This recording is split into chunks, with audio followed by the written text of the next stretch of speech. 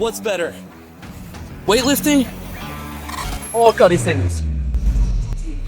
Both build muscle, increase strength, and can get you completely jacked. So when it really comes down to it, neither one is better than the other, except when it comes to these 3 exercises. Because when you compare them side by side, the bodyweight versions don't just hold their own, they actually outperform their weighted counterparts. Let's start with the first one, pull-ups. Most people replace this exercise with the lat pull-down machine. And on the surface, they look almost identical. You're pulling down, your lats are engaged, and the movement path your arms travel looks about the same. But the demand on your body is not. With a lat pull-down machine, you're seated, your legs are locked in, and the bar moves along a fixed path. That setup reduces the stability demand compared to a free hanging pull-up. But you already knew that calisthenics exercises engage and develop more muscle groups at once compared to the more isolated, weighted versions of the same exercises.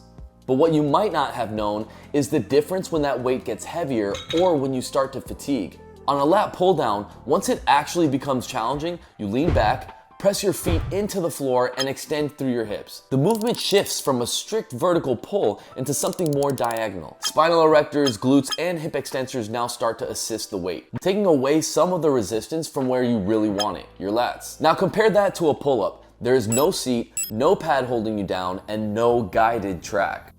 Your grip supports your full body weight for the entire set, and your core stays tight to prevent swinging. Because of that, the tension never leaves your lats from the start of your set to the end of it. Your core, stabilizers, and accessory muscles are working, but not reducing the load. They're keeping your body straight so the lats can stay under constant tension. And you're not just training your back with pull-ups, you're developing relative strength. A lat pull-down lets you move an external load in a controlled position, while a pull-up forces you to move your own body through space. Your strength has to scale with your body weight, and not just with the number on the machine. That's why the pull-up has more carryover. If you can pull your entire body through a strict, full range of motion pull-up, you can sit down and do a lat pull-down. But the reverse is not always guaranteed. Being strong on a machine does not automatically mean you're gonna be strong at pull-ups, or you can even do a pull-up in some cases.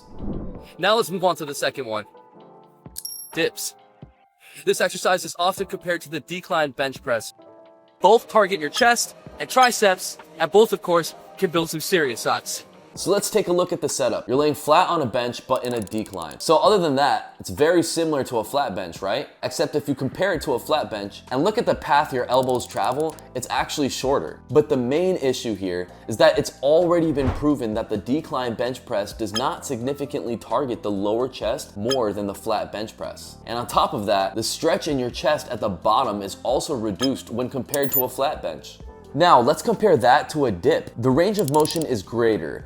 The stretch on your chest at the bottom is deeper, and most importantly, dips actually target your lower chest more than a decline bench does.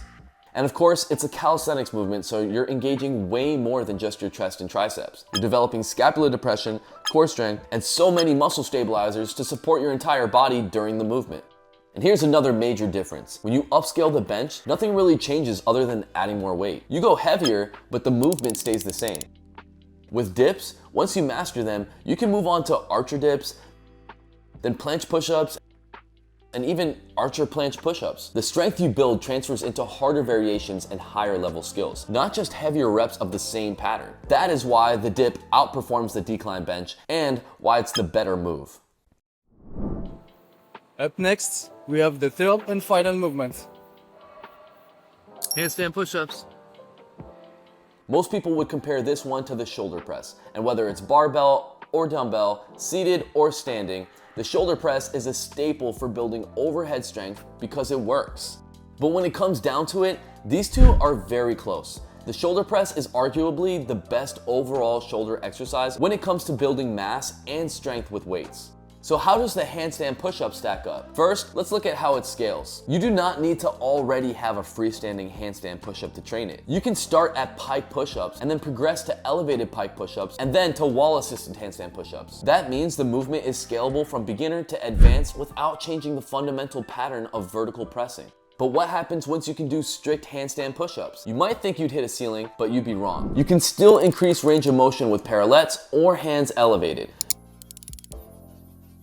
You can slow the eccentric to increase time under tension. you can pause at the bottom, and you can also do them explosive. And of course, you can simply just add more reps.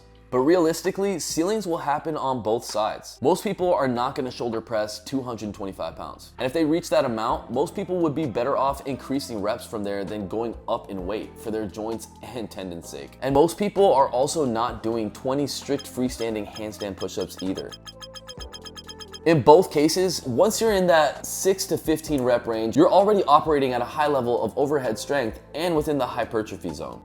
So where does the handstand push-up gain its edge? It's the fact that it builds overhead pressing strength while demanding full body tension at the same time. Your core is not just assisting, it's required. Your glutes must contract to maintain hip alignment. Your scapulae must upwardly rotate and elevate under full body weight without external support. And your entire body must be stacked and work together just to hold the handstand.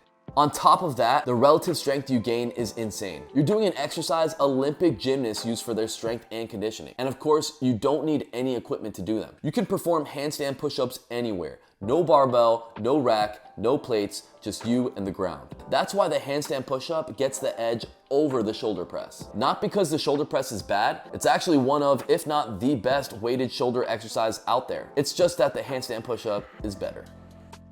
That's gonna wrap this video up. If you guys enjoyed the video, definitely smash that like button and leave a comment down below. Let me know what you want the next video to be about. Big shout out to the homies DAI-LONG and Jonathan for joining me on this video. Check out more of their content. Their tags are right here, and I'll also put it in the description down below. And if you haven't already, download the Calisthenics app right now in the App Store. It's absolutely free. You can get access to all my workout routines, getting you in the best shape of your life and teaching you the most advanced calisthenics skills like the human flag, muscle up, full planche, and so much more. We're dropping only bangers this year just like this, so I'll see you next Tuesday with a brand new video. Mad love. Peace out, baby.